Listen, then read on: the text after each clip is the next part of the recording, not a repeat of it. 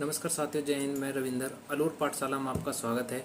देखिए, राजस्थान के अंदर हम बात करें तो राजस्थान के अंदर जो भी संविदा कर्मी है और अभी तक उनको खुशखबरी यही मिली है कि जो फर्स्ट चरण हुआ है, यानी कि फर्स्ट चरण की जो नियमितीकरण की जो सूची है वो जारी कर दी गई थी। और जब राजस्थान के अंदर कांग्रेस सरकार थी, जब 1,10,000 संविदा कर्मियों को नियमित किए जाने का वादा किया था, लेकिन अब राजस्थान के अंदर सरकार का जो है बदलाव हो चुका है। सरकार चेंज हो चुकी है पूर्ण तरीके से। और इसी बात की जानकारी मैं दूँ तो आपको, यानी कि राजस्थान के अंदर बीजेपी सरकार पूर्णतः आ चुकी है।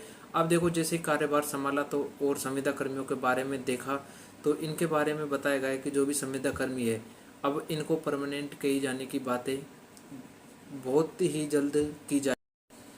उसके बाद देखो, ये दूसरे चरण की जो सूची है वो जारी कर दी जाएगी। वो कब तक कर दी जाएगी, तो इसकी बात की जानकारी मैं आपको दे रहा हूँ। उससे पहले मैं आपको नोटिफिकेशन बता देता हूँ। ये बात है आपकी, यानी कि 5 मई 2024 की। अब इसके लिए कहा गया है कि जो भी संविदा कर्मचारियों के लिए खुशखबरी है और नियमितीकरण के दूसरे चरण की सूची अब जारी कर दी जाएगी। देखो, जो पहली सूची जारी की गई थी उसमें यानी कि 4200 से 4300 कैंडिडेट ऐसे थे जिसमें जलदाय विभाग और अन्य 2-3 विभागों को छोड़कर अन्य जो विभाग हैं, जो भी संविदा कर्मी पर जो कार्यरत हैं, उनकी सूची जारी की गई थी। लेकिन अब मैं बता दूं कि संविदा कर्मचारियों के लिए खुशखबरी क्या है।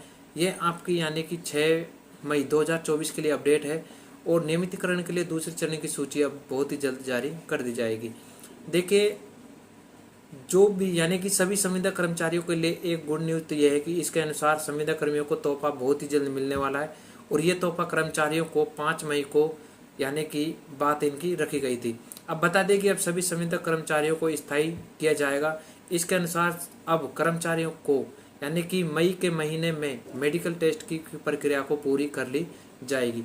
यानी कि जो भी अन्य कोई भी डिपार्टमेंट है, विभाग है, उनकी तरफ से पूरी प्रक्रिया को कंप्लीट कर लिया जाएगा। अब देखिए, कर्मचारियों के लिए नियमितीकरण के लिए दूसरे चरण की जो सूची कब तक जारी कर दी जाएगी, एक बार आप देख लीजिए। यानी कि कर्मचारियों के जो नियमितीकरण को लेकर अब दूसरे चरण की जो सूची है बहुत ही जल्द जारी की जाएगी, जिसके अनुसार अब मई के महीने में मेडिकल टेस्ट प्रबंधन और यूनियन के बीच एक समझौता हुआ है। आप सभी लोगों को पता है, जयपुर के अंदर। और इस समझौते के अनुसार अब कंपनी के द्वारा कर्मचारियों को नियमित किया जाएगा।